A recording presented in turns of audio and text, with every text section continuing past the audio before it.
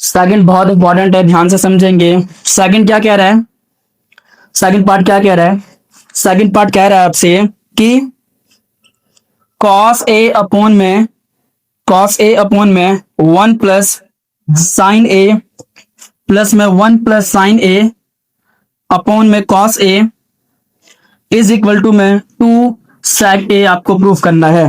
कैसे करेंगे? तो सेम जो मैंने आपको समझाया क्या कि आपको साइन और कॉस चाहिए, उसके अलावा कुछ नहीं चाहिए। अगर गिवन है वेल एंड गुड, गिवन नहीं है कन्वर्ट करना पड़ेगा।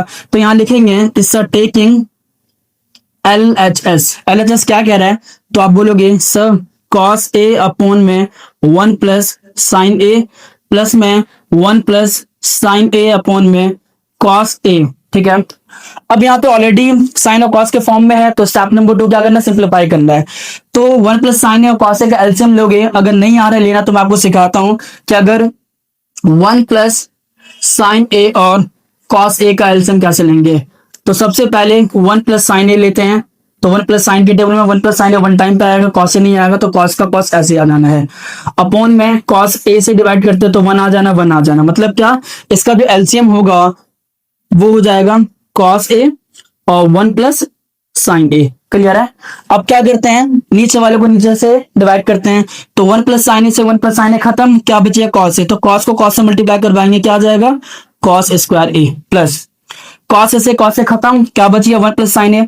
तो 1 प्लस साइन ए को 1 प्लस साइन ए से मल्टीप्लाई करवाओगे तो 1 प्लस साइन ए का होल स्क्वायर हो गया। कोई दिक्कत? Very good. अब जितना फॉर्मूला लग रहा है क्लास 10th, आपको ट्रिग्नोमेट्रिक आइडेंटिटी सीखने के लिए अलजेब्रिक आइडेंटिटीज भी पता होना चाहिए, लाइक ए प्लस बी का होल स्क्वायर, ए माइनस बी का होल स्क्वायर, ए क्यूब माइनस बी क्यूब का होल क्यूब, है ना। तो इस टाइप का फॉर्मूला आपको याद होना चाहिए, तो आपको मजा आएगा बनाने में ना, और समझ में आएगा आपको।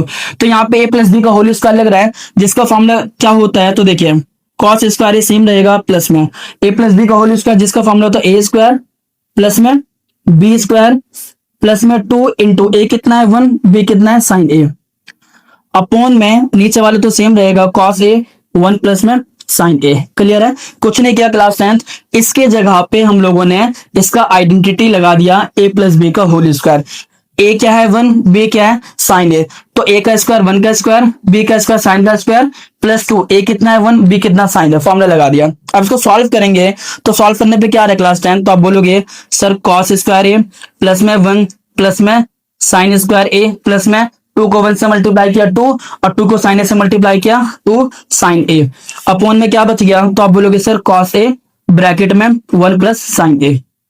आगे देखेंगे तो क्लास 10th आपको दिख रहा होगा यहाँ पे कि सर आपको क्या चाहिए 2 चाहिए, आपको क्या चाहिए 2 चाहिए, तो 2 बनाना पड़ेगा आपको। देखो ऑलरेडी यहाँ पे 1 है, एक और 1 चाहिए, तो आप यहाँ पे आइडेंटिटी लगा सकते हैं क्या कि सर साइन स्क्वायर ए प्लस में कॉस स्क्वायर ए 1 के इक्वल होता है। मतलब क्या, मतलब क्या, मतलब क्या, आप बोलोगे कि सर साइन स्क्वायर ए प्लस में कॉस स्क्वायर ए जो होता है वो 1 के इक्वल होता है, तो यहाँ पे वो आइडेंटिटी लगा दिया, तो ये दोनों हट गए, इन दोनों की जगह पे 1 लिख सकते हैं अपन, है ना।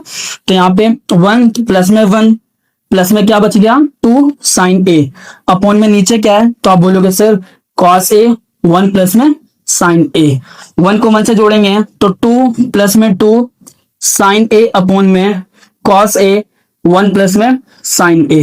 क्लियर है?